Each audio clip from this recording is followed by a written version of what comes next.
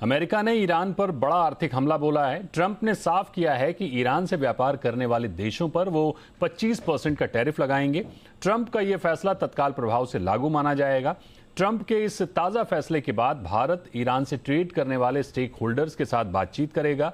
वहीं अमेरिका ने ईरान पर दबाव बनाते हुए एक एडवाइजरी जारी की है और अपने नागरिकों को ईरान छोड़ने की सलाह दी है। इस खबर पर हमारे साथ दिल्ली से जुड़ रहे हैं हमारे सहयोगी अमरीश पांडे। अमरीश, सबसे पहले तो ये बताइए कि ट्रंप का ईरान पर इकोनॉमिक स्ट्राइक हुआ है, कितना असर पड़ सकता है इसका दुनिया भर के देशों पर?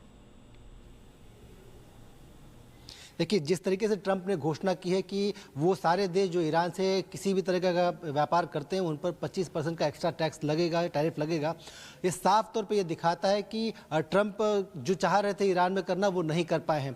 दूसरी बात ये कि अभी तक ये सिर्फ घोषणा है, अभी तक इसका कोई एग्जीक्यूशन ऑर्डर नहीं आया है। लिहाजा बहुत सारे देश इस बात को लेकर नज़र बनाए हुए कि जो एग्जीक्यूशन ऑर्डर आएगा वो किस तरह से काम करेगा, उनकी शर्तें और जो नियमावली है वो क्या कहती है।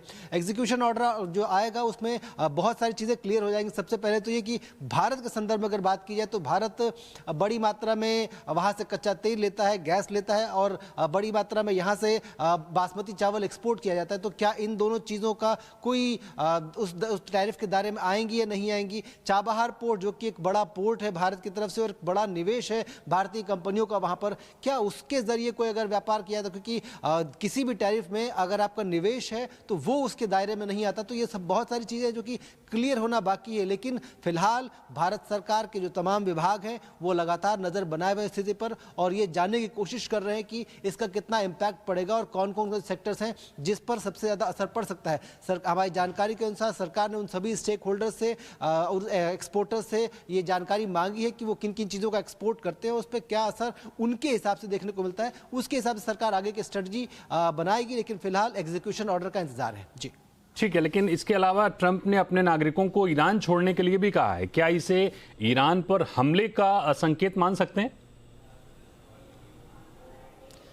देखिए, ट्रंप क्या करते हैं या क्या कहते हैं उस पर बहुत कुछ सही तरीके से कहना मुश्किल है। लेकिन जिस तरीके की स्थितियां ईरान में बनी हुई हैं उसके अनुसार लगभग सभी देश जो ईरान में जिनके नागरिक रहते हैं उन सबको एक एडवाइजरी दे रहे हैं कि वो भीड़ भाड़ वाले इलाकों से, ऐसे इलाकों से कि जहां पर क्योस हो सकता है वहां पर जाने से बचें। हालांकि अमेरिका का जो दूतावास है जो कि वर्चुअली वहाँ काम करता है ईरान में, उसने साफ तौर पर अपने सभी नागरिकों को ये एडवाइजरी जारी की और कहा है कि जितनी जल्दी संभव हो वो ईरान छोड़ दें। ईरान छोड़ने के लिए अगर फ्लाइट का रास्ता नहीं है, क्योंकि जितने भी ईरान ने अपने जो एयरलाइंस है उनके लिए नोटम लगा रखा है 16 तारीख तक, तो उनका साफ तौर पे कहना है कि अगर 16 तारीख तक आपके पास ये मौका नहीं कि आप फ्लाइट के जरिए बाहर निकल सकते तो सड़क मार्ग से अर्मेनिया या फिर तुर्की निकल जाओ और वहां से हम आपको रेस्क्यू कर लेंगे। लेकिन कोशिश कीजिए कि आप जल्द से जल्द वहां से चल जाएं।